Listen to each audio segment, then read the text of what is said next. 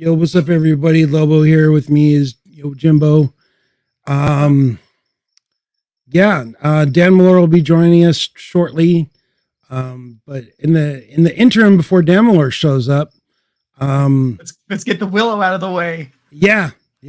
Willow, unfortunately, is no more. No chance for the crew on that show to learn from the choices that were made during the first season.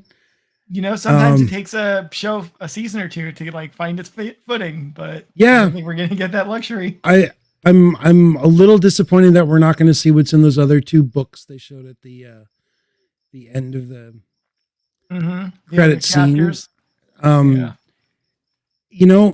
Maybe Willow's not cut out to be a series. Maybe they could resurrect volumes 2 and 3 as direct to Disney Plus movies. Instead of direct to video.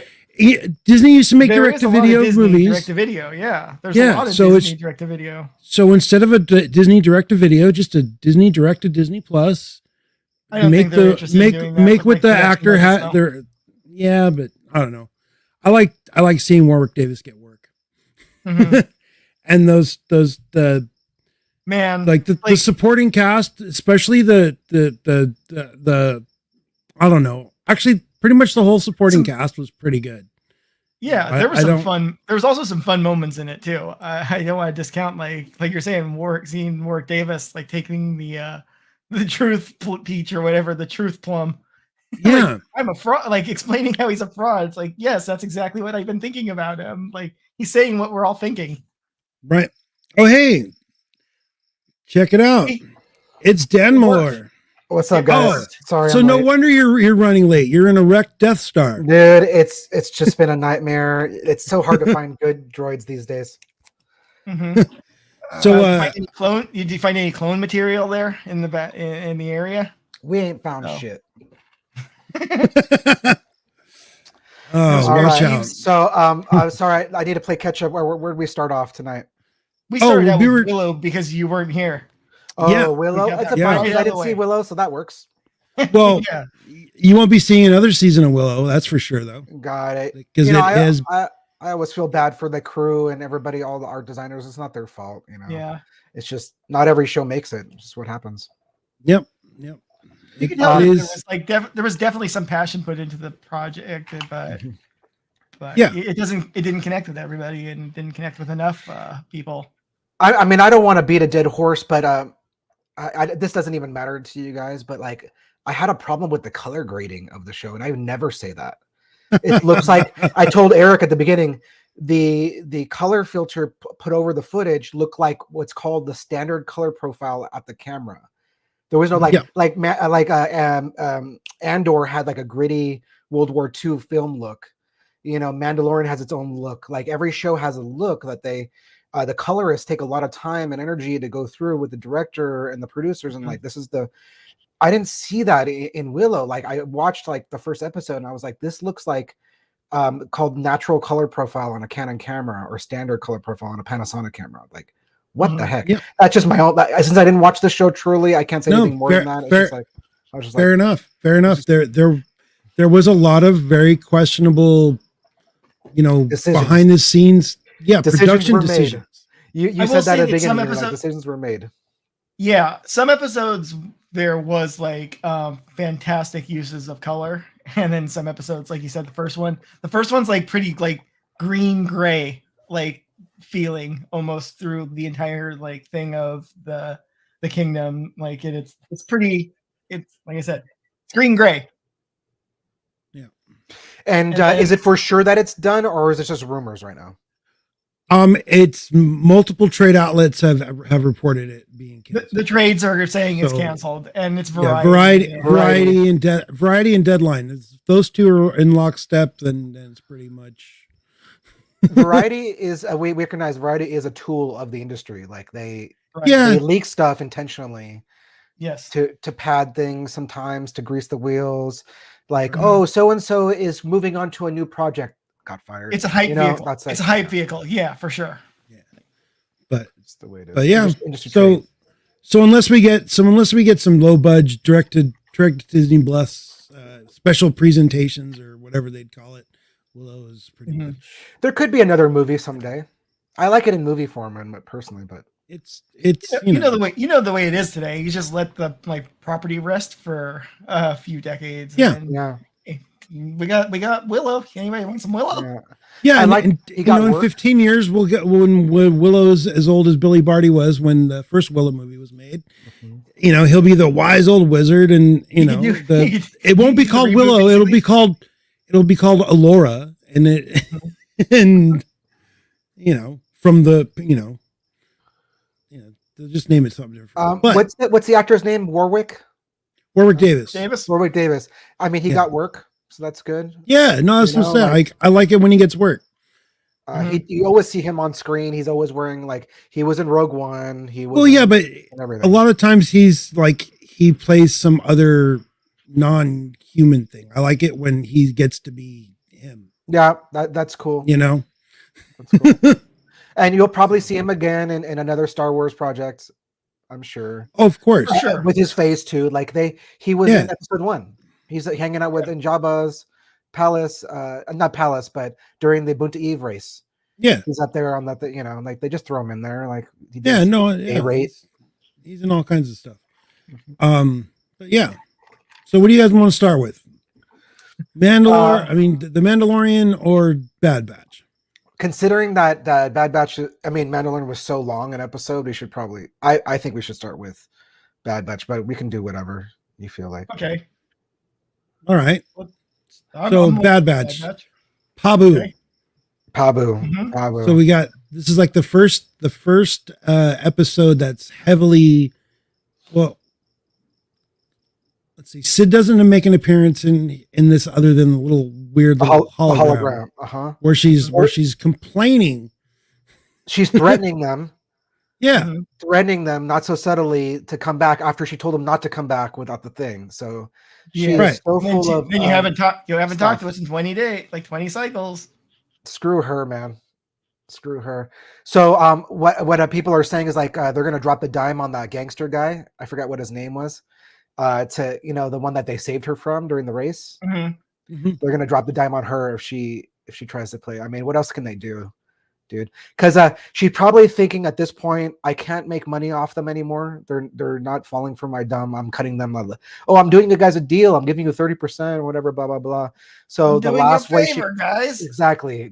She thinks she's doing them a favor. The last thing that she can do now is make some money off their bounty. I think that she's gonna go. That's her brain.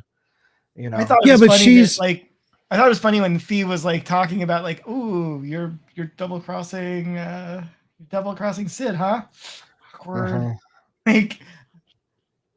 Yeah, I mean, even she knows she's a powerful ally, but you can't really trust her. She is. That's exactly what she says in that episode.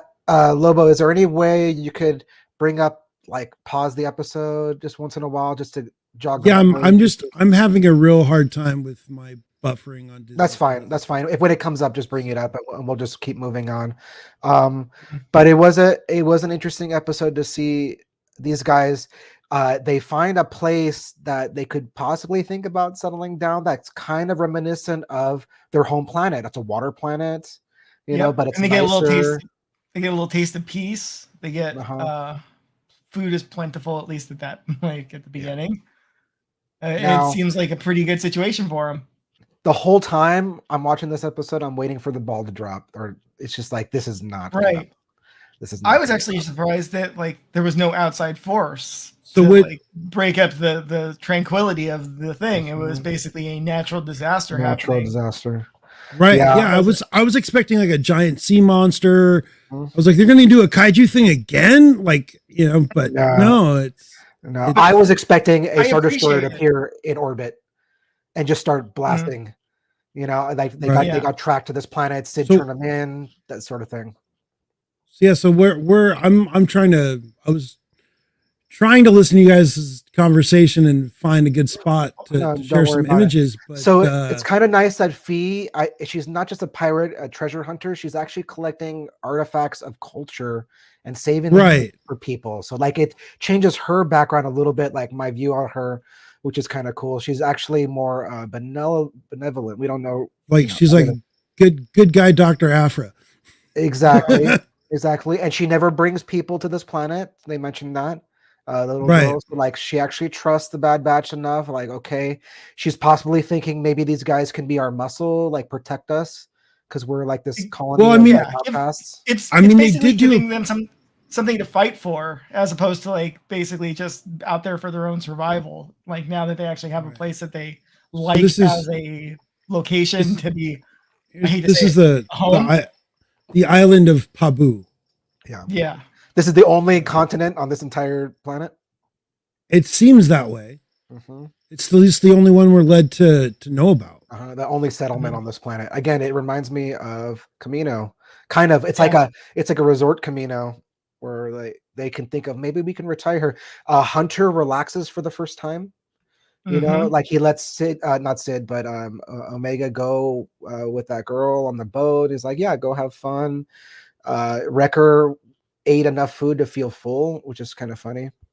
They probably don't fill him up so he gets angry. Well, you don't want your guy satiated. You want your guy angry. Well, it's not. I mean, I don't think he said he felt full, but when dessert was mentioned, he was like, "Oh, I love this place," you know. So no, he was digging it. He was digging it. Yeah. So that was different things that they were appreciating about like being there. Well, I don't know what Tech's hook was, except there was a hook for Tech. Like I think actually there was some kind of thing going on there. I don't know if they're trying to imply anything, but like he was like, oh, this is kind of cool, I guess. Like in his way, he was saying that's kind of nice. I forget what he says, but he said something funny during that part. But yeah, I was waiting for the Empire just to show up and like wreck these people. I'm like, oh, what a beautiful place that's going to get destroyed, and it did get destroyed, but not in the way that I thought. So that's good that the writers keep you guessing. Totally. I like that Hunter knew something was coming because he has spider sense. I don't know if you know. He's got some spider sense. You know what? I also watched the natural species like fleeing up to the high ground. He's just a super tracker. The monkeys. This is definitely a change of pace episode. It wasn't exactly action packed. It's like taking a pause. I feel like this is the calm before the storm. Yeah. My issue with this episode, I think, is more because I watched Mandalorian first, and there was a big chunk of that wasn't really exciting. It was more storytelling than action. And then this episode was I was just like, see, I watch Bad Batch intentionally first because it's like the appetizer for me. It's like a little animated short before the episode. So you gotta be careful with that. You know, they're in different gears on shows right now. Totally. So I did it reversed as well as Lobo, I think. And if we're just gonna like make references to the Mandalorian, there was aspects of the Mandalorian where I thought, oh man, they're gonna like have a tie-in to like what's going on. No, they absolutely are. The cloning is the tie-in. There's some cloning stuff. Yeah, we'll get into that later. We'll get to that. We'll get to there. But there is definitely Mount Tantus and all that stuff. It's all leading the threads in there. Right. And that's kind of like what I like going instead of like you did, DanMalore. Like I had expectations that were running out of control by the time I was to the Bad Batch. So having the peaceful, like I was saying, it's all tranquil until the wave. And right. It was nice. I'm trying to find a good shot. I can't find a good shot of the wave. Don't worry, when you find one, we'll keep talking about it. But like this is how many episodes do we have left in Bad Batch? What number was this? This is episode 13, and there's 18 total. Okay, so we're coming up on the like. Will be the last arc of this. The last two episodes air on the. There's only 3 more episodes. I'm sorry. Only 3 more episodes. So we are. Yeah. This is definitely the calm before the storm. This is the final. The last 2 episodes are on March 29th. So that makes sense. This is episode sets of stakes. They have something to lose now. They're going to help these people rebuild, and there's a good chance they're all going to get wiped out, like the people who saw the Zillo Beast. You know, like it doesn't bode well for them. But No. they have something to fight for, like Jimbo was saying. So Right. this is setting up stakes. I like the taking the moment to pause and like reflect and like what do they want. He wants a place for Hunter wants a place for Omega to live and grow up and have a childhood. Right. You know, that And that not was have to worry about being like hunted down by That's the Empire all the time. Like yeah, having a because moment to they breathe. mentioned that this is pretty much off the grid. This planet, it's a Yeah. outer rim planet, kind of off the grid. that I doesn't do I too good. I feel like it's gonna have a very little chance of them finding any peace though. That's what this No. is. This is what's showing them like this is what they could have, but they're not gonna. It's not gonna end well. I still think Tech is gonna die because he's been highlighted too much during the season. I think he's, and I don't see this show going beyond 3 seasons. Is there confirmed about season 3 yet? For Bad Batch? No, Yeah. there's I think one rumors. more season. There's I think rumors. one more season coming. I feel like there might have been some discussion about it either on making Star Wars .net's Uh-huh. show or on Star Wars Santa, but also, you know, those a lot of the people on those two shows are interchangeable. Well, really just Santa and Jason. Well, Jason shows up on Santa's show. Santa doesn't really be on camera on Jason's show, but regardless, it's I'm trying to. A lot of this, since it was like the time of day that this episode was set at, these screenshots don't really do very much justice. No, it's fine. So. You know, this was cool, the whole tsunami thing, and them getting stuck out. You know, there was a sense of danger. I think it's just a taste of like, oh, this is so fragile. This can all be gone in an instant. Right, and everybody had to rush to higher ground. Yeah, you think if they had it happen 30 years before, they would have a better system. You know, that's not. It's the tsunami in Indonesia was only 20 years ago now. Like they're ready for it. But look at it. Here's you know the after shot. So just the parts above that wall, that retaining wall. I mean, there's a little bit below it that seemed to survive pretty good. Some of this low looks like docks might have survived, or at least the pillars. It got wrecked. But yeah, it's like, but you know, when you're living on an island and you're living that nice life, the chances of procreation are pretty high. So I mean, it's you can only have all year round. Yeah, you could only have so many people living on a peak of a mountain for so long before they have to move down. Otherwise, you're living on top of each other. You know? Yeah, that's how you procreate. Like a fortress. It's a fortress. Yeah, and when there's danger, they all go into the citadel and they hide. Totally. My predictions coming up. I think there's still a chance for Sid to redeem herself. I think she's gonna die too. Just because she's kind of like. Well, was that a viewer just for a second there? That was a viewer. That's just you know. I think that was an accidental click. No, I actually I put us. I normally we usually just stream on YouTube and Twitch. I actually included Facebook today, so. Oh, it was. We have a viewer on Facebook, and you know. Hi, Kate. Yeah. Yeah. Too bad it got destroyed in this episode. Well, now there's plenty of real estate to invest in. Yeah, brand new real estate. You could be landed gentry. I love that line from that episode. Yeah. That was great. But yeah, that's great. See, what else we got left in this episode after that? Not much happened in this episode except for them raising the stakes about what the life they could be living if they stay there. And totally.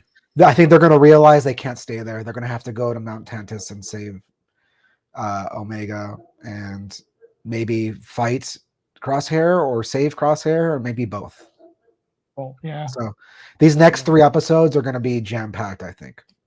We're going to see some major events happen. Yeah, there's another these next episodes. Another shot of the devastation on the island after the tidal wave. Yeah, and I got to say again, the animation level, you look at the first season of Clone Wars, like this is night and day. Like this is unbelievable levels of animation. I was just noticing the shading, the sunset when Omega and the other girl were on the boat, and it just looked It looks surreal. I mean, you can tell it's CGI, but like, dang, dude, the lighting is enough to fool the eye. The movement and excuse me, the run Oh, cycles. we have two viewers according to Kate. So hi Emily, how you doing? All right, so let's see. There's really that's pretty much the end of the episode there. Just the talk, Yeah. the decisions. They're deciding to stay and help, so that's They're deciding to stay and help for now, but like, when does staying actually hurt though? And that's what I think they're going to make that decision pretty soon.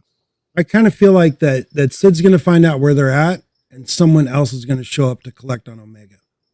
Mm-hmm. Yeah, somebody's going to show up. Bounty hunters probably, and they'll have to flee. Yeah, I could see that happening quite a bit. It just would make sense if you're trying to. I think all things are converging on Mount Tantus, based on the end of last episode. Yep. Yeah, that's what they've been saying. Mm-hmm. So, oops, I pushed the wrong button. So yeah. All right, you're gonna pull up Mando. So I'm gonna pull up some Mando. Just gotta get back to my Disney Plus is lagging. While you're doing that, let me check my emails real quick. Okay, we're good. All right, we are good. So Mando, Chapter 19, The Convert. Yeah, a long episode, like 56 minutes with credits. Okay, 59. It's the 59 minutes total. Off the top of the bat, which one's the convert? See, that's interesting that you're saying that, and there's a lot of double entendres in this episode, a lot of subtext, and a lot of metaphors. This is if you could look at this episode superficially, but there's a lot of stuff implied in the way that it was written in this episode, and we'll get into it as Eric clicks through. But yeah, I'm jumping right to it. There's a lot of stuff. No, I mean, let's go for it. Let's talk about it though. The thing that is getting a lot of attention is how little Din and Bo there was in the episode. Yeah, the fact that it was pretty much a doctor. Name now, it's off the top of my head, but Pershing. Yes, Dr. Pershing. So yeah, they start the Dr. Pershing story mark at about 10 minutes. But I'm looking at my Disney Plus right now. The opening shot of Coruscant was right after the opening credits. Okay, not the opening credits, but the Mandalorian title card, and then boom, we're on Coruscant. I mean, but let's not skip over the beginning of this episode because the beginning. Yeah, right. Because that's what I was just trying to steal a joke from Twitter before we got into it. So people who were mad about 40 minutes of Dr. Pershing are going to be super pissed when it's a Bo-Katan season where this is leading to the ascendancy of Bo-Katan to be reuniter of the Mandalorian tribes. I love it. I have a feeling that's where this is going. They pulled based off of the one thing she knows about the mythosaur and she was hiding it. Yep. Did you see anything? I have a feeling that she's not fully decided what she's going to do, but she's formulating a plan. But just to start off here, they pulled a Mando in Boba Fett. This is a thing that Star Wars is doing, right? Now, that they're doing these side stories, introducing new stories in shows. But I love Din waking up and going, "I am redeemed." It's hilarious. He just wakes up delirious. Is I'm redeemed. I'm saved. Right. He's dude, you almost died. Right. So he had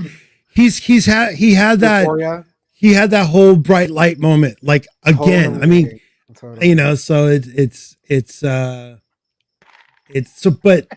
but yeah, they stay on Pershing. It was real deep.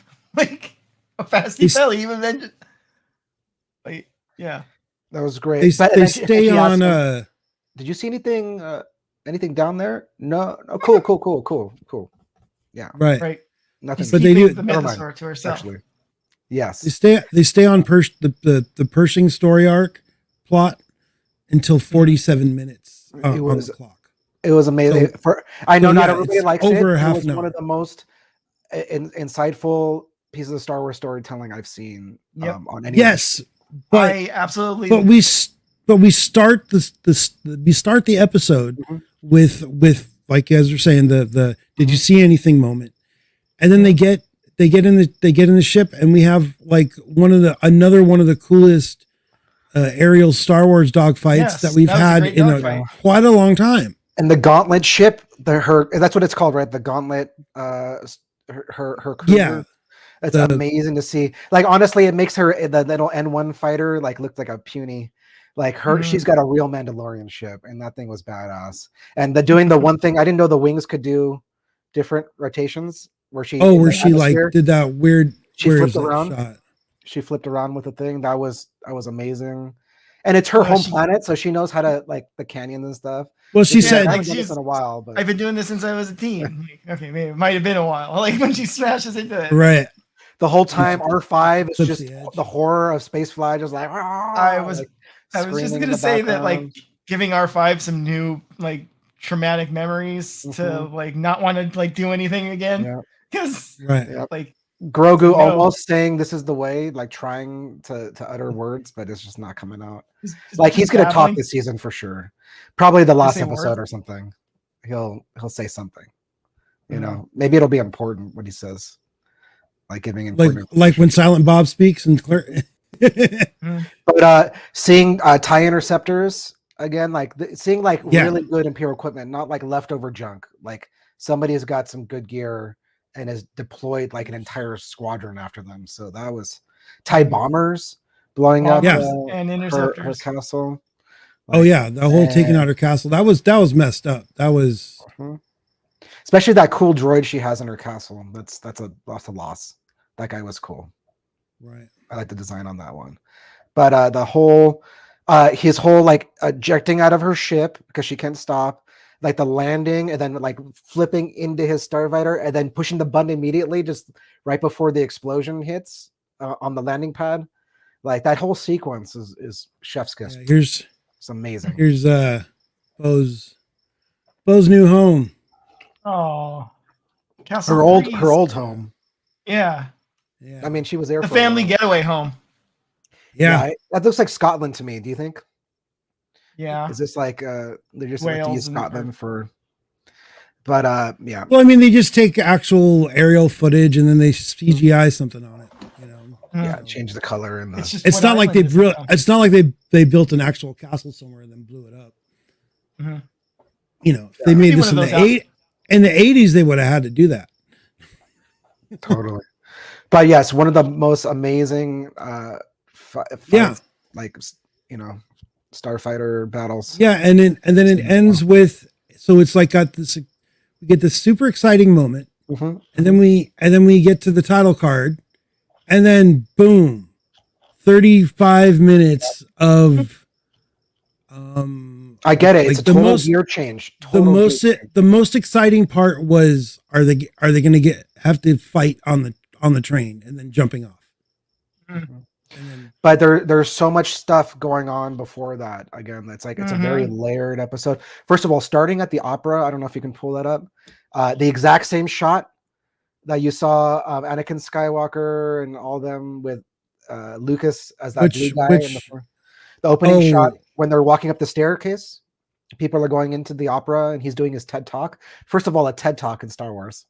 Yeah, right. He has to tell how sorry he is for being an Imperial. Yes, I'm sorry I was Dr. Mengele. I'm not Dr. Mengele anymore. I'm chill.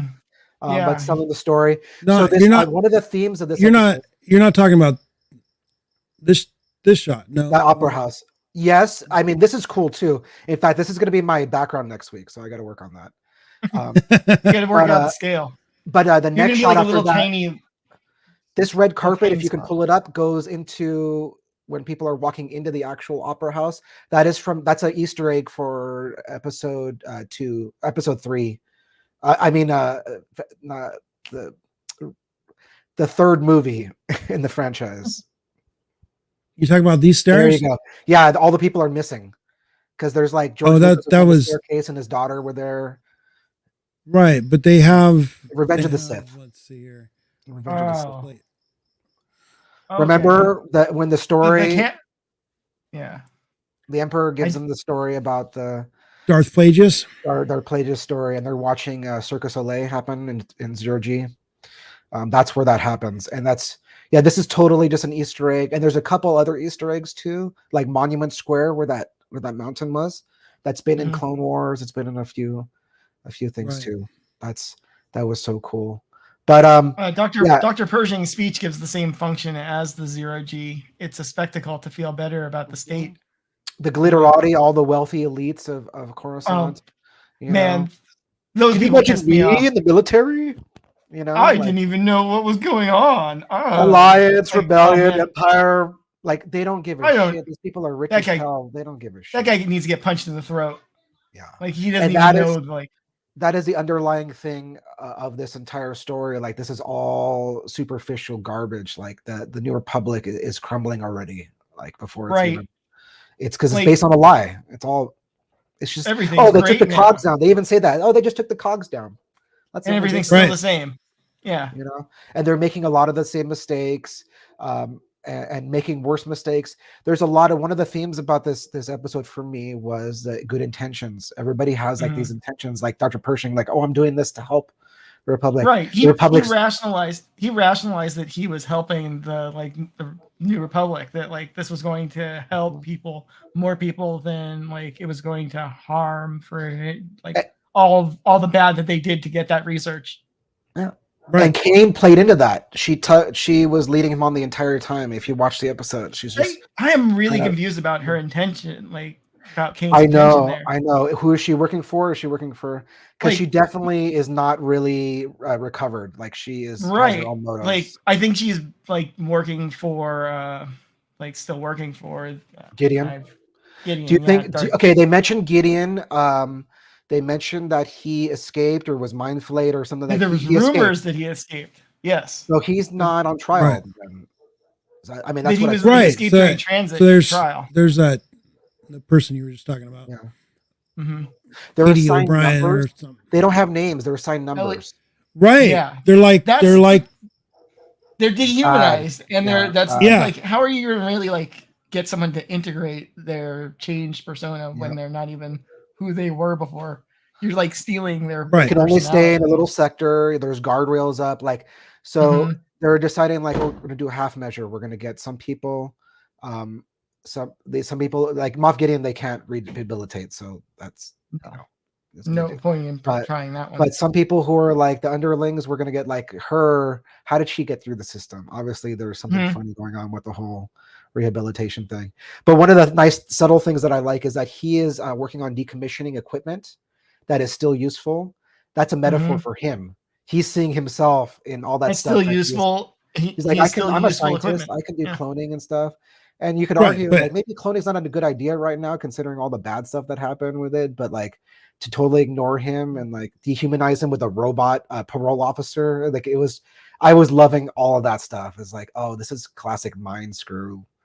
It's a very psychological episode, and I get it. It wasn't action packed, but there's a lot of things going on to show like the New Republic is in a bad way. And as Lobo mentioned, they're decommissioning the fleet because Mon Mothma's a pacifist. I get it. They don't want to rule through power and fear like the Empire, but there's also like they're going a little too fast, and there's other dangers out there still. And I mean, they still have a fleet in the New Republic in episode 7.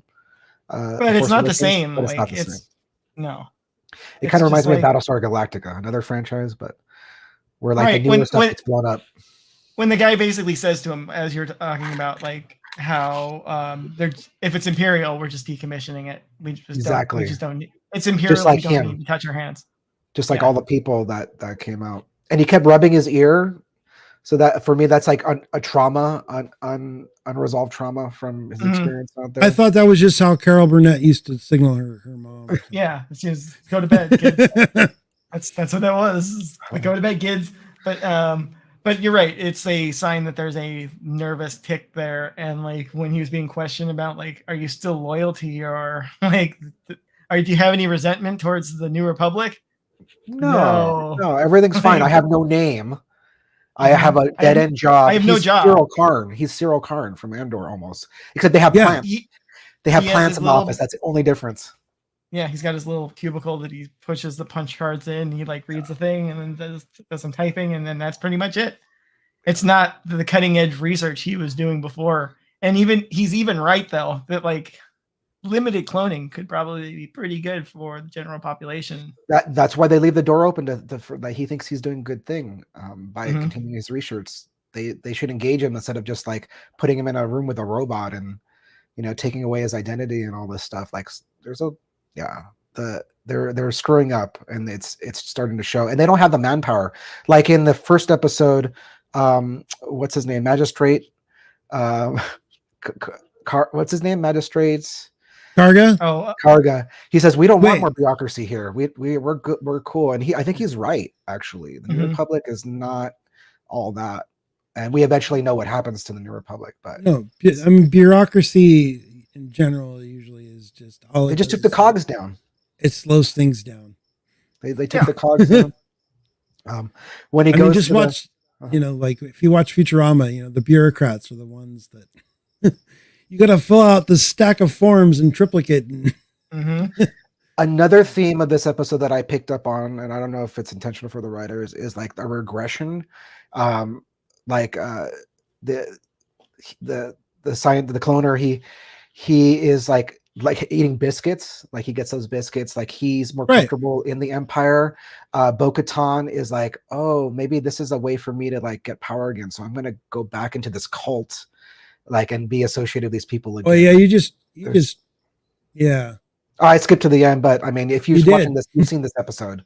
I hope. Right. There's no spoiler warnings because we assume. No, I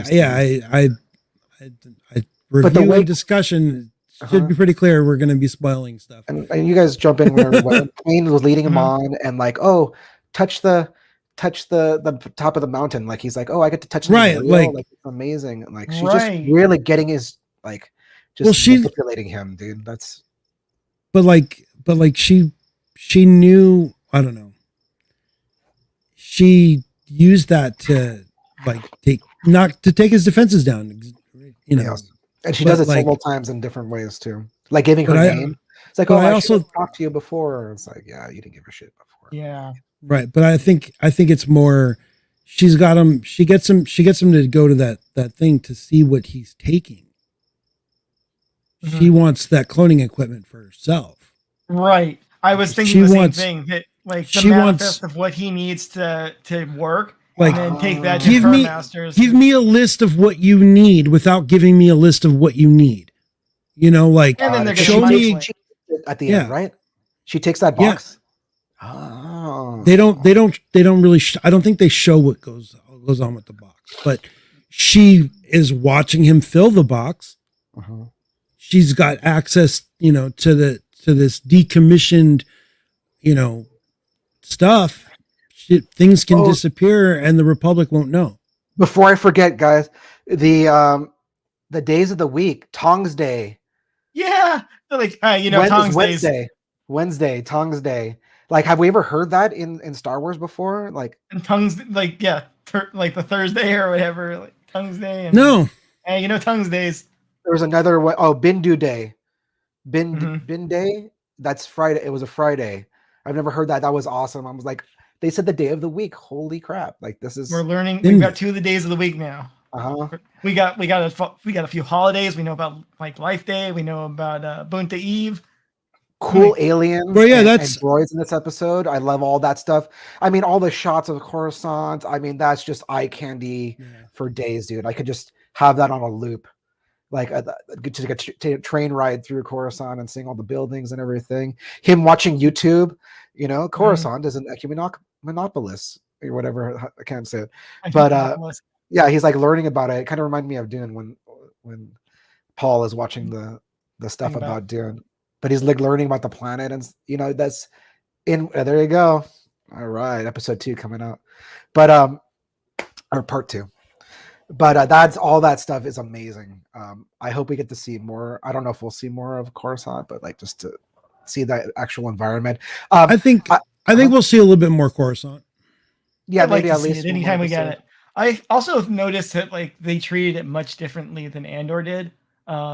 as far as the planet. Superficial, happy Disneyland Coruscant. Right, and super airy, like like super light and airy at certain areas. Like him going to his parole officer is like a super well lit area with like giant, like 30-foot, like if you notice it, it's like it's very much like a bureaucratic room, but it didn't seem to be have like the same elements of brutalism like that. Yeah. Uh-huh. 18-foot doors. That is straight up like Roman, like meant to make you feel small, but it's not the full-on brutalist. It's a throwback to the prequels era too, when things were a little shinier and cleaner. They're trying to harken back to that and the art design. I like that.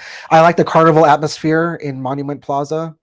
There's like puppet shows going on and magic and all that stuff. Because the whole point of that was to show you like this is all so fragile. What the hell's with these light up popsicles though? I want one. I mean, come on. You don't want a photon fizzy? Yeah. Is that what those are? It's only I think that slightly was another thing. I think that sounds like an alcoholic beverage to me, but they probably are. Photon fizzy. Yeah, that sounds more like something that gets you drunk. All a facade. It's all just so fragile and just like surface deep. It's a veneer. You can't even touch. It's a veneer, and you can't even touch the mountaintop, which is an awesome. Touch the actual planet. Exactly. The droid comes and then also don't litter too, jerk. At the end there, it was so good. Oh man, just to see any of those environments there. I'm just and I know it's not blasters and star battles, but right, man. We're getting more of a feel of what that universe feels like to exist in, and it's kind of bad. I would much rather me live on Navarro than that fucking planet. Put it that way. Like that seems like a nightmare.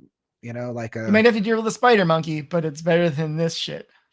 A planet that you can't touch, and it seems like it's lively, but it's also very lonely of a planet. Like he's reaching out for any like people he can find, and it's pretty much only those people over there, like the other former Imperials. And we're not seeing the lower levels. We're not seeing the poverty. Nope. Like they mentioned 1 trillion people, like that. That's some serious bad things going on down there. There's swoop gangs still. There's criminal underworld. I hope that we get to see some of that someday. Remember that series that Lucas was working on 20 years ago? I would love to see a criminal underworld show, or at least dive into that. Yeah. Why does every city planet end up having swoop gangs? Why not? Because every city's got a biker gang, don't they? It's convenient transportation to get nothing else sorry, to do, right? Sorry, motorcycle club. Sorry. Right. They're legitimate clubs. Sorry. 100% legitimate. Was pretty nice, actually. They get nice things. It was just weird. The whole scene with all the ex-Imperials at the table was awkward and intentionally awkward. It was like super. For me, I'm like, oh, this is so cringe, but like in an intentional way, and I love it. It felt like group therapy. What do you miss? Yeah, what do you miss about it? Those biscuits. Yeah, it definitely was. It seemed like an NA meeting. It is. I think they were just feeling him out. At least she was like. At least she was. Yeah. We manipulate him into what our ultimate plan is, and I really think the plan is mind flay him. Just like, get him into the... that Admiral Akbar's nephew, little baby fish mouth, like talking about like, oh no, it's fixed. I use it myself, actually. It's great. You're just gonna feel some color. Yeah, that it's like, I don't know. I kind of had a problem with that, the way that character sounded. I wanted to mention some people complain about it.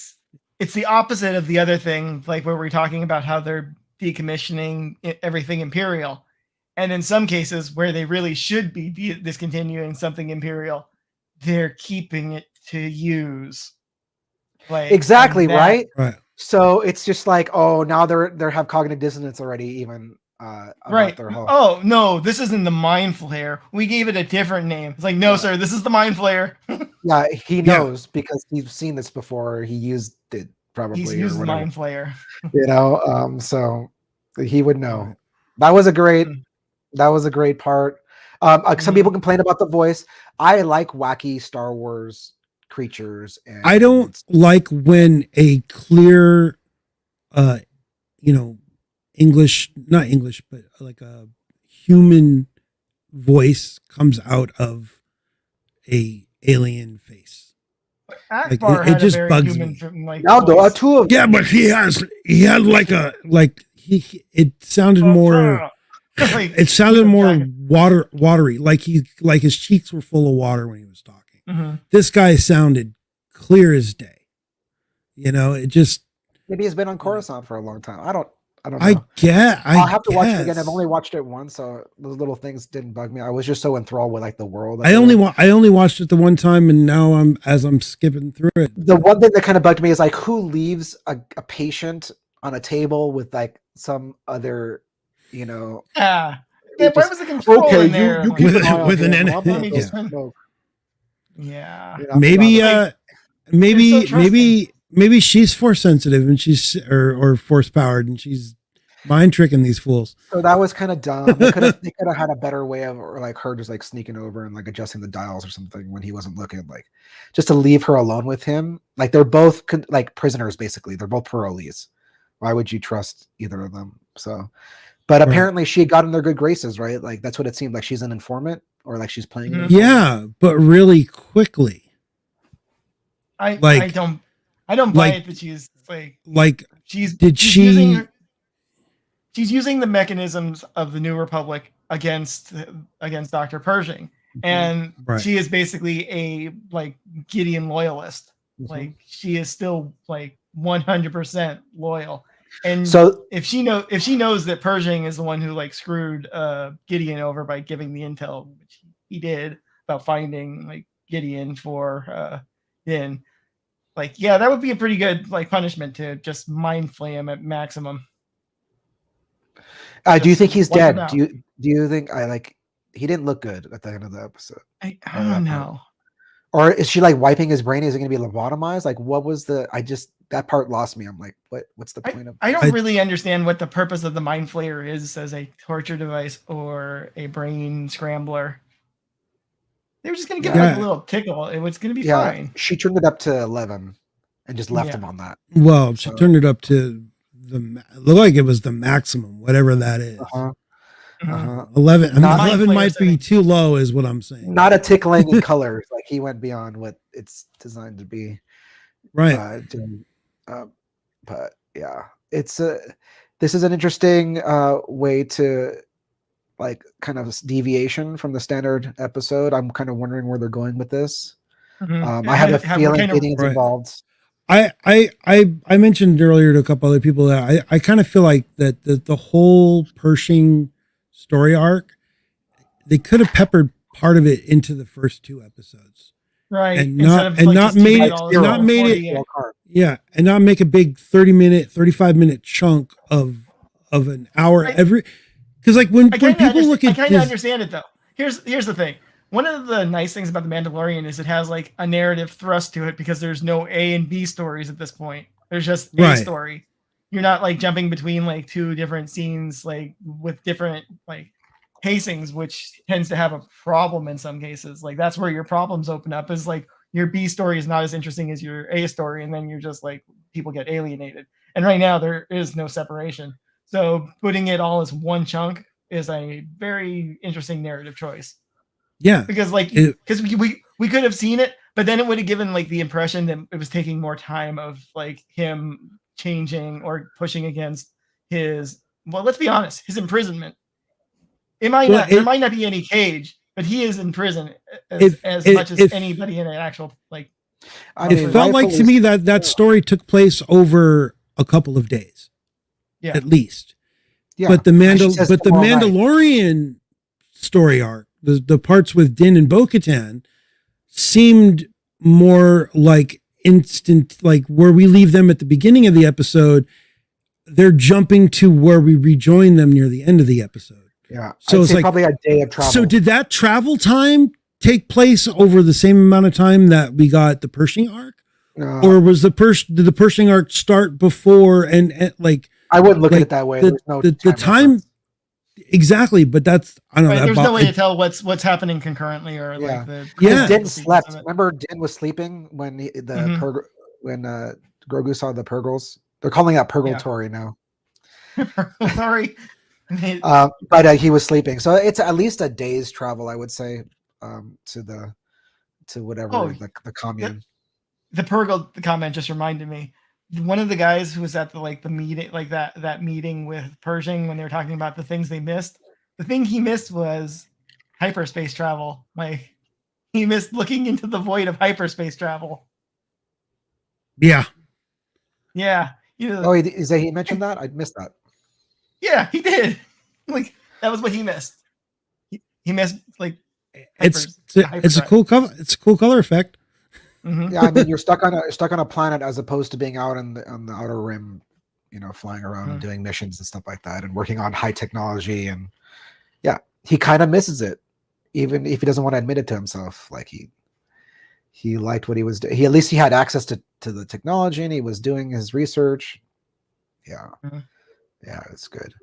Are you going to pull up any more shots of the episode? Or I mean, I don't know. The discussion kind of went all over the place. So like, there's no. It was too hard to like follow. There was no real order to bring up images. It's funny how the New Republic. What I am stopped on right now though is when the armor pours the flask of water that Din brings back from the Living Waters to prove that he was actually at the Living Waters, and this apparently verifies that fact.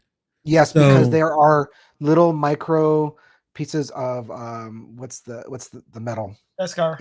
Beskar. There's molecules of Beskar in the water that lit up, so she can. And mythosaur excretions. Maybe that's where Beskar Mythosaur is not the one who shits Beskar. Yeah, it's very, very possible. Very possible. You don't know the biological process of a mythosaur. Beskar comes from fossilized mythosaur dung. Yeah. We don't know anything at this point. It could happen. Yeah. And then I don't know. Did you guys mention? I was kind of lost in thought looking at some stuff. How Bo-Katan unwittingly baptized herself back into this clan of Mandalorians. Yep. And that's the thing. She's going with it because she's like, I'm going to see how this plays out.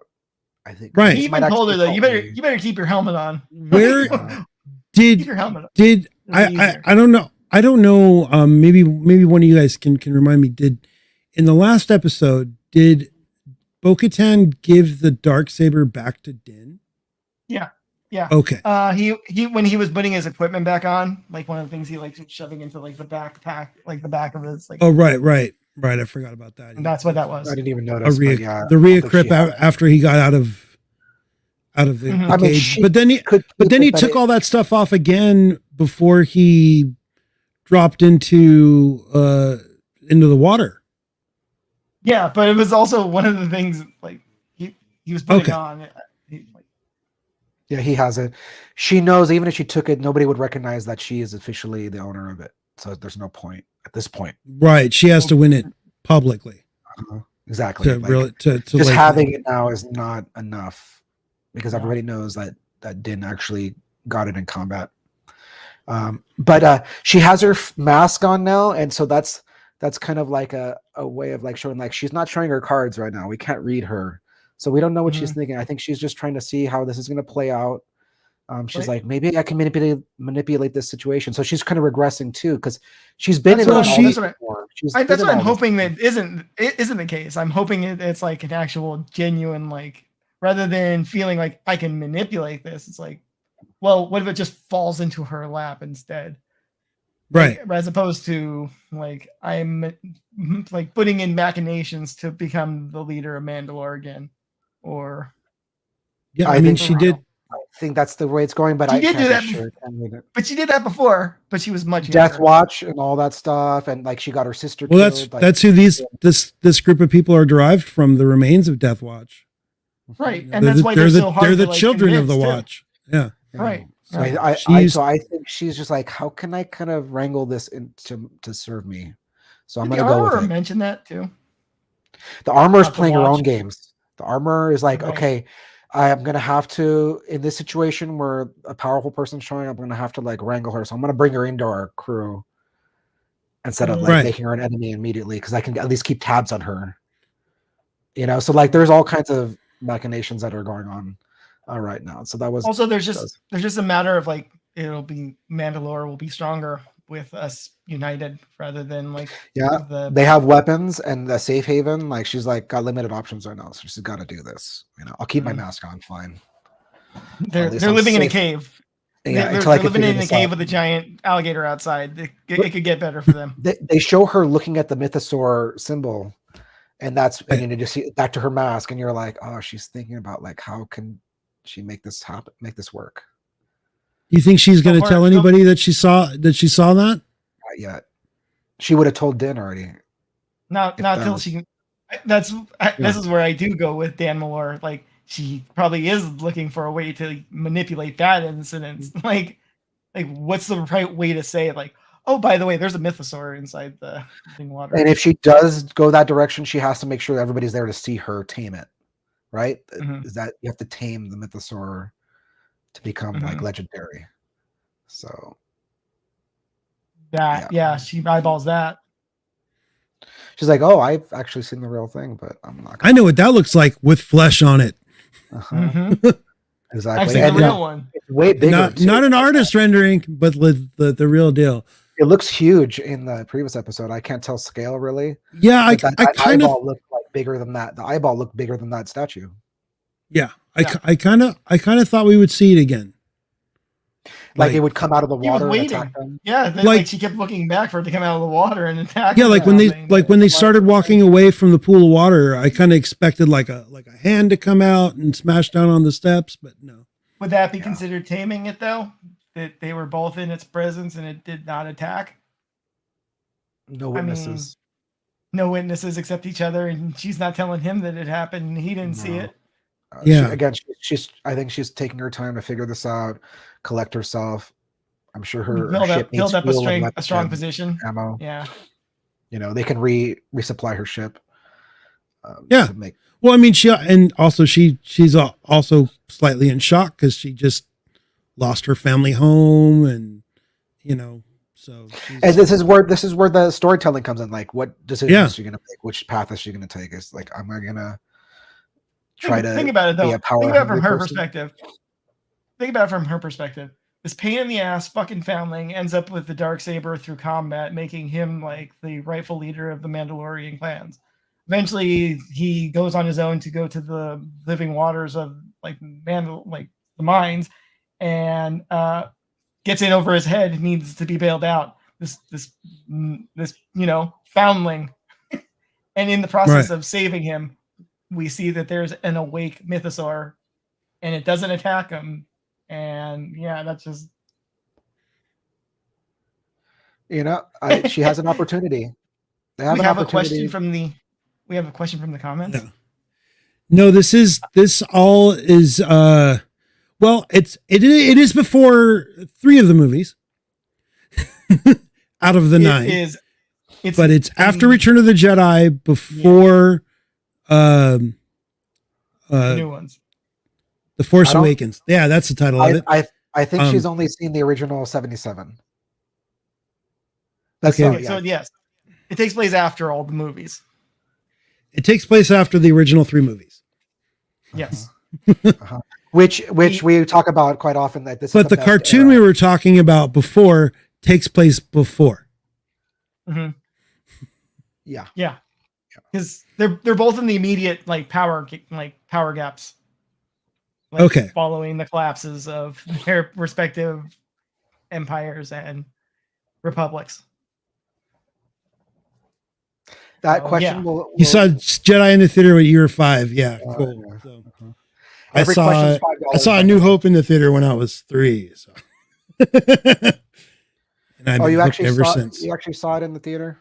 The very, very first movie that I saw in my life was Star Wars: A New Hope during the 1978 re-release. So I didn't see it during the original 77 run, but I saw it the following year because my dad thought it would be very important for me to be able to claim that I saw Star Wars in the theater. You're lucky. Because I it didn't see was, it till because it was such a big deal the year before. You're lucky that he had the foresight. I saw it on And- VHS, and it was Empire. I didn't see Star Wars. Till Yes, we did see that together. later. Oy. I saw that movie several times because as much as Jar Jar was a pain in the butt, I don't hate him as much as a lot of other Star Wars fans that are my age do. And time kind of softens people's opinions, and that's why people say that the sequel trilogy 20 years from now, people will look at them more fondly. It just takes time. Yeah, it's I actually liked Force Awakens when it came. I think the final. Yes, you have to watch Empire and Jedi again. Empire is my jam. If you want me to come over and do that with you, I will. But what do you call it? Dang, I totally lost my train of thought. I think it's going to be. I think it's going to take a lot more work to soften the fandom's opinion of the most recent Star Wars movies than it did for the people who were upset with mostly Episode 2, but the prequel trilogy. No, you're right. And remember, Clone Wars is what made the prequel trilogy better. Clone Wars is a huge part of that. Well, that's I think all the gaps, how come Anakin switched so fast? Actually, he didn't. A lot of Clone Wars episodes show how he was manipulated over years and years. Right. And and that's essentially I think what the Mandalorian is essentially doing is it's how did we get from where we were, at the end of Jedi Return of the Jedi to somehow Palpatine has returned. He He didn't even sound convinced when he was reading that line on camera. That's funny. Yeah, it's like I'm sure he got handed the script and he was like, "Wait, what? Are you serious? This is really what we're doing?" That reminds me. Man, come on. Lobo, are you familiar with Operation Cinder? It's from the video games, the comic books, and all the aftermath books of Star Wars. So after the Emperor dies, he had a chosen few that were supposed to go from Jakku, the Battle of Jakku, and go into the unknown regions. Gideon is not one of those chosen people. So why the hell would he want to help Palpatine with cloning technology? So there's people saying that Gideon is not trying to do cloning for Palpatine. He's trying to do it for himself, or he has ulterior motives. Just throwing them out there. Like, he's not one of the chosen. He's a warlord. He's one of the losers. Yeah, he's behind. like one of the splinter Imperial remnants, not necessarily one of the first. And then also, whose fleet is that? Did we see Grand Admiral Thrawn's fleet returning? What are you talking about? The fleet that the TIE fighters came from at the beginning of this movie? Or sorry, TIE interceptors? Yeah, that's not a couple spare TIE fighters left over from the war. Like, that was right. Those were active. No, yeah, that's a active deployment. Well, from what I understood, I mean, during the Empire's reign, they had the planet of Mandalore like heavily, they're watching the planet because if they can find Beskar there, they want it. So they had two, ships breach orbit. The Din ship followed by Bo's ship. Din ship 3 times. It had to set off some kind of proximity alerts to whoever's still watching. So, I mean, it could be, could be Gideon's people. It could be Thrawn's people. It could be just some other Imperial warlord. It could be, what was that? The woman that was the main bad guy in the Ahsoka episode. Oh yeah. Oh man. Sloan. Her boss. Admiral Sloan is the one that went to she was one of the chosen ones. She took her fleet to after the Battle of Endor. She consolidated and ended up at the Battle of Jakku, and she consolidated and took everybody to the underground. Yeah, because this is all before the Battle of Jakku. Isn't it? Battle of Jakku happened a year after Oh, Jedi. so it's after the Battle of Jakku. That's why people are saying this is not the new the First Order. The First Order is still in the unknown regions. They're on the other side of the galaxy. So Right, who is right. this? And they even mentioned like this can't be a warlord. I don't know if that's true or not. They don't know, but they wouldn't say that without trying to imply something. So the next episode is supposedly the one that Favreau and Filoni had their hands in mostly. Ooh. So people So it'll be a there Mandalorian is some speculation that Ahsoka might even show up in this next one. Wow. I, mean, I don't know. I don't see how that works into the story at this point. But it's who knows? We're Like, halfway things through can the go season. kind of- Next episode. Right. 4. So We don't I wonder know how anything long about it. I wonder how long an episode we're going to get next week. I wonder if it's going to be another 20 minutes Hour. of Mando and 45 minutes of some other character that's got nothing to do with Mandalorian people. As long as it's an hour episode, man. Like I like that first 30-minute episode was just like not enough. Like I need. Yeah. Need Well, that's what I was saying. If that 30-minute episode was a little extra padded with, Pershing's first night in Coruscant, that would have been okay. Yeah, maybe whole, I don't know. They could have, because Cyril Karn. Remember those episodes where he's just with his mom. That's all you got. During Endor, you got like him talking with his mom eating cereal. I don't know if I haven't had a chance to compare it, but I felt like the apartments where these guys are at, like the whole general area seemed like this was like the same area where Cyril Karn was living. Different planet. Nah, Cyril Karn was living way deep in the city, barely even getting light. Remember, he got his like 1 minute of light. Like, okay, there it was. There was fair. No Yeah, light they do have a planter box, so some natural light must.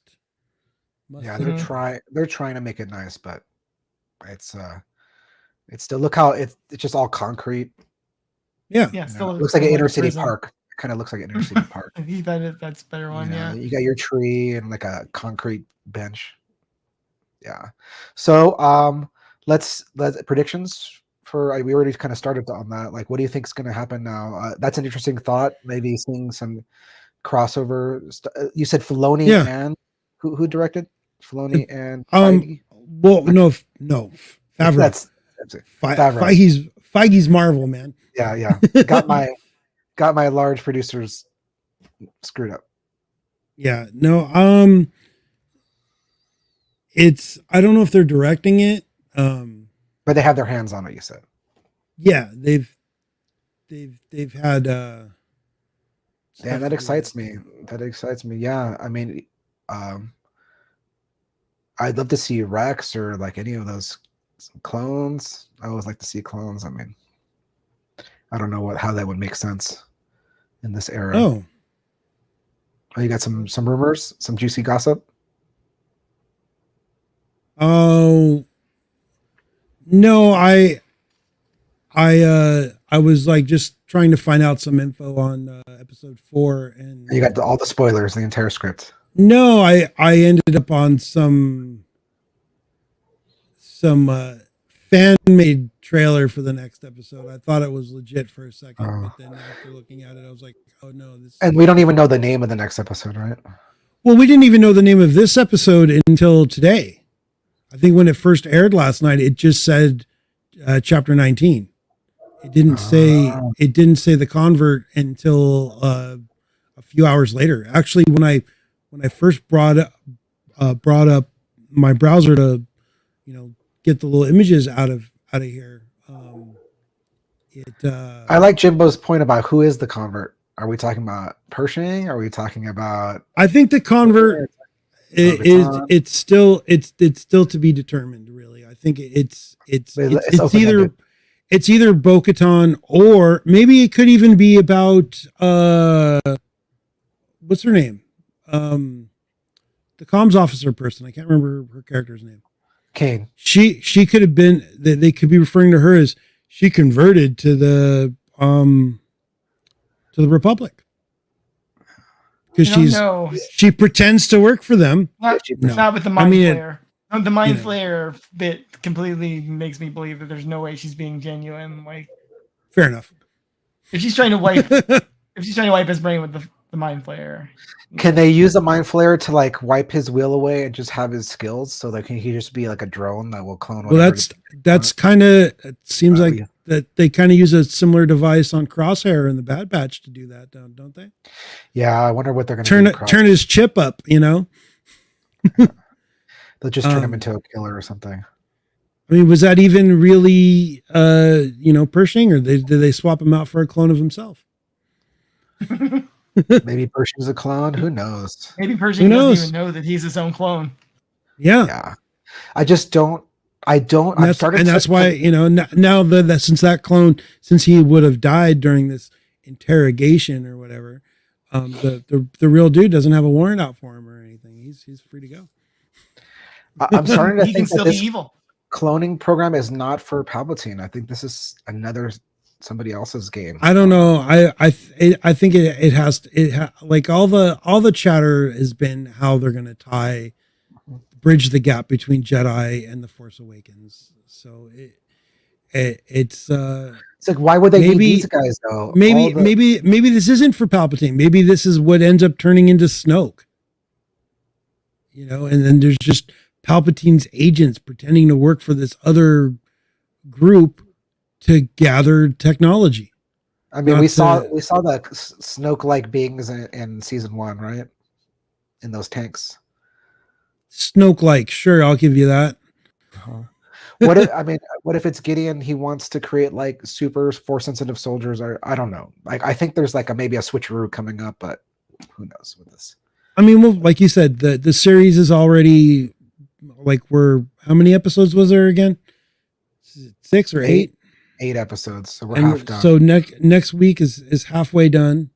So yeah, I mean, things will start coming together pretty soon. They better not give us any 30-minute episodes. Like, that would just be a waste. Like, to have to wait 2 more years to get the rest of the story. I'm sure we're gonna get Ahsoka, and that'll cover Thrawn stuff, but still, don't shortchange the audience here. They're hanging on by a thread. I don't want to get into like real world stuff, but like their viewership is not exactly the strongest right now, even though I think the show is stronger than it's ever been. Here's the thing. I don't know if people are really taking this into consideration, because I mentioned to my nephew a couple of days ago, oh yeah, have you watched the new Mandalorian stuff yet? No, I'm waiting till all episodes are available and then I'm going to watch the whole thing. My brother's doing that too. There's a ton of people that are doing that. There's so many streaming services with so many shows that. Of Us. Like, yeah, I'm waiting for it to finish. Didn't it finish? I finished last week. That show is getting rave reviews. Can't wait. I have no interest in it. I'm stoked that it's over, because my YouTube feed's not going to be full of Last of Us stuff. I didn't play the video game. I haven't watched the show. I'm good. I don't really have interest in the video game, but the show. I like Pedro with a metal mask on. Yeah, he doesn't get scale for that. I'm good. Yeah, but we don't have to go into that because that's not Star Wars. But yeah, but I think that's the way it is with a lot of these, these shows that are coming out on the streaming services. Netflix kind of ruined it for everybody, because they started with here's everything all at once on day one. So everybody binges it, and then they talk about it at work for a couple of days, and then it goes away. It's out of discussion.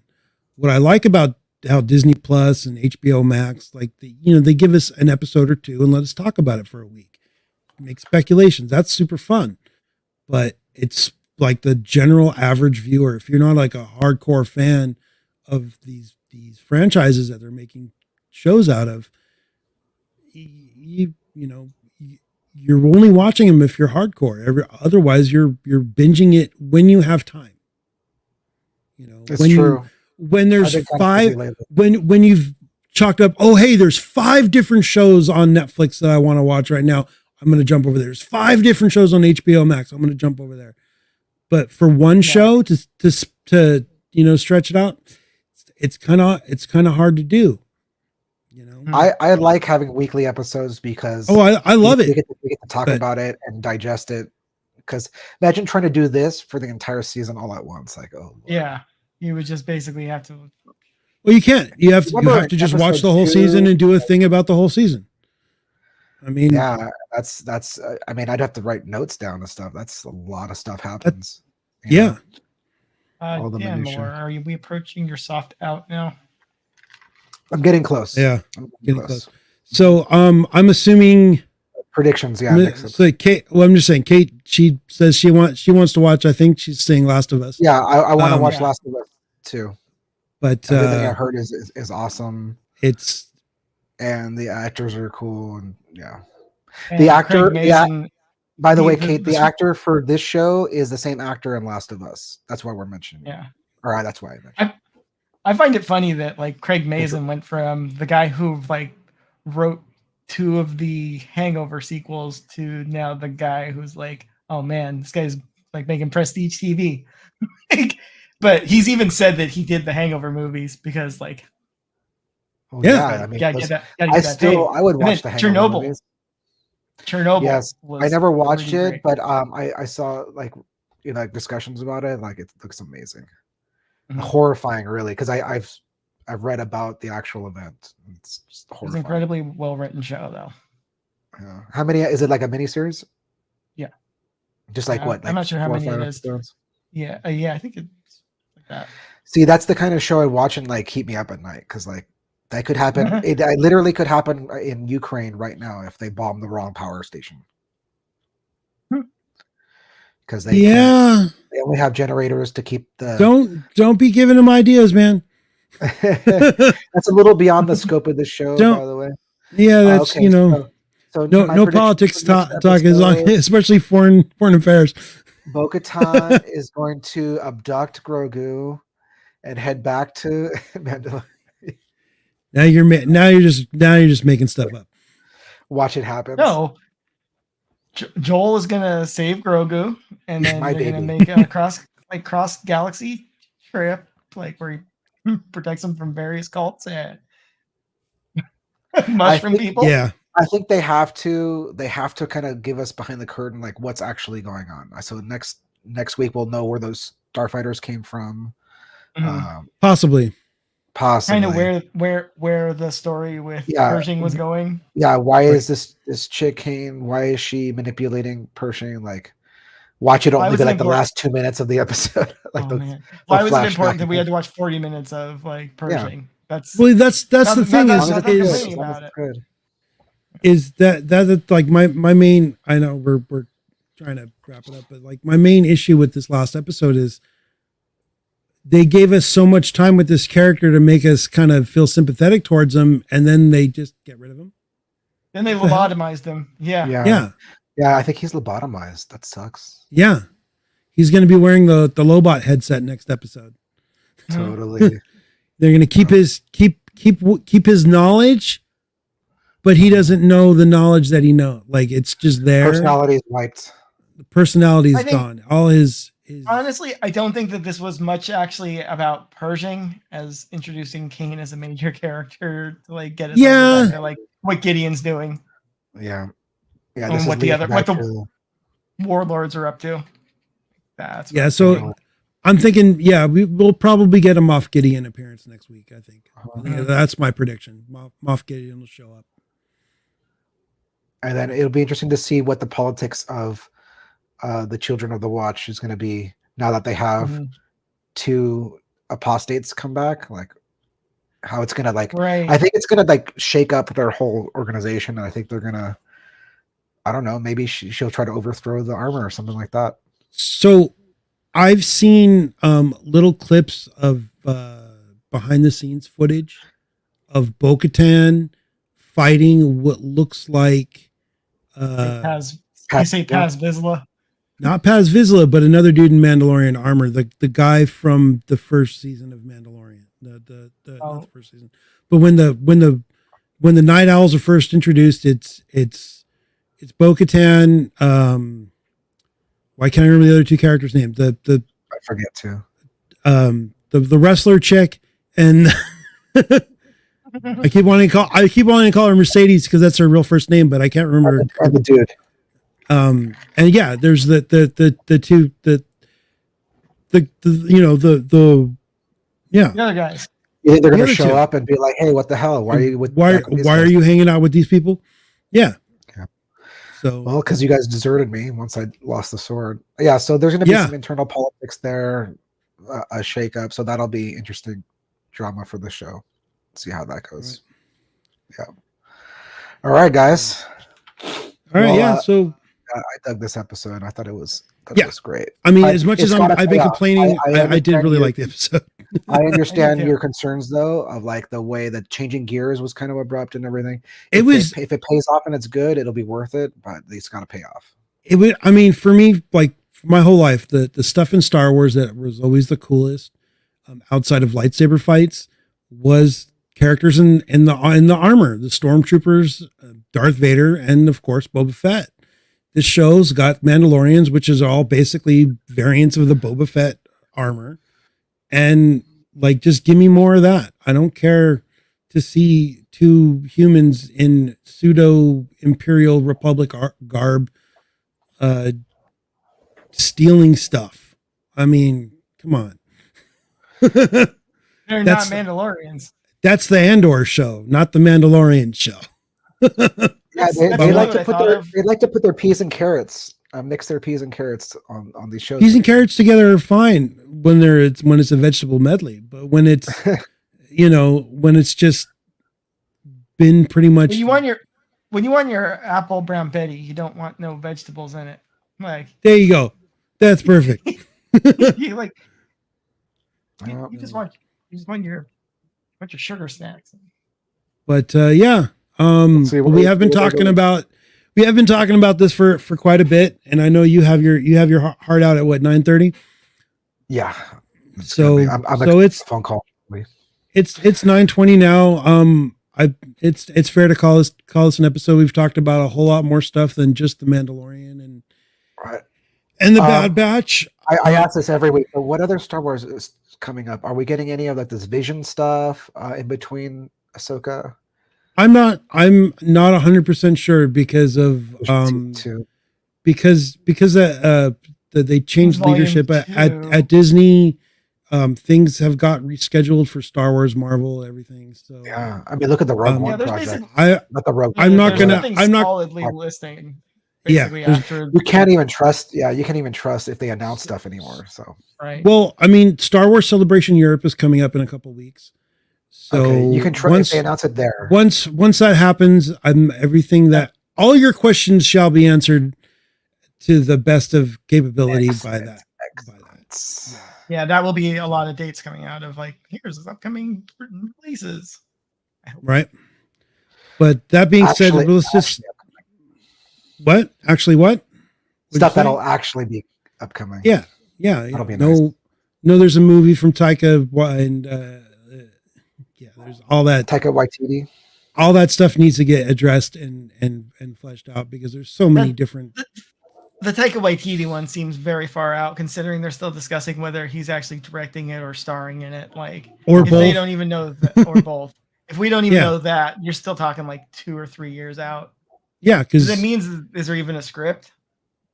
you could write a script and shoot all the physical stuff, but most of these, Star Wars movies need a lot of post production. So Yeah, you need A lot like a of year reshoots. of like post production. you can't have a special effects extravaganza without the special effects. Yeah, like a 9 months to a year, like, pretty much. Right. Get it? Yeah, they got cubic money, but I don't think they're interested in spending cubic amounts of money anymore right now. No, not right now. They're trying to be smarter about the projects that they actually do. What's good because streaming, it's not just Disney Plus. Streaming services in general are not the cash cows they thought they would be. Right. I mean, you could only get as many subscribers as are willing to subscribe. I mean, and like I was saying, if you're not dropping full seasons of series every month, people are gonna hold off until all the content they want is ready for them to go. So Yeah. You're right on. Is that if there is not content, I'm going to pause my subscription. Yeah. Like, you gotta keep me holding on. And what do you got? Like, what do you got coming down the pipeline? Yeah. Right now, it's looking like, oh, I guess I'll hold out for Loki too. So season 2. Yeah, after Mando wraps up, I mean, Bad Batch is over on the 29th, and Mando's over not too long after that. So until Ahsoka comes out, what's the point of holding on to Disney Plus if you're just a Star Wars fan? There's no point. Yeah. There's no point. If you're just here for Marvel, there's no reason to be a subscriber to Disney Plus because Ant-Man's not going to come out for another couple of weeks. And their last release was Wakanda Forever, and that was at the beginning of February. Why are you still subscribed in the middle of March? I'll watch Wakanda Forever during the break, and I still watch the old Star Wars stuff too. I watched Solo. I put it on. I watch all the old Star Wars stuff, but I have that stuff on DVD. The ideal consumer. Sorry, that was a Blu-ray, but still, it just happened to be right there. But yeah. You know, I own all my Star Wars stuff. I don't need my Disney subscription for anything other than the final season of Clone Wars and the Bad Batch and the Mandalorian. I get it. We have to make our decision if it's worth it. Right. All right, guys. All right. But we'll call it that for the show. Again, thank you guys for joining me on this. We'll be back next week at the same time. Why are you guys swearing at people? What is that? Live long and prosper. That's not nice. Peace and long life. Star Trek. Guys, talk about a franchise in Ray. With that, please like, subscribe, and all that. And subscribe. He said it. Yeah, like and subscribe and all that stuff. I'll say it again. Like, subscribe, and subscribe. All right. May the force be with you.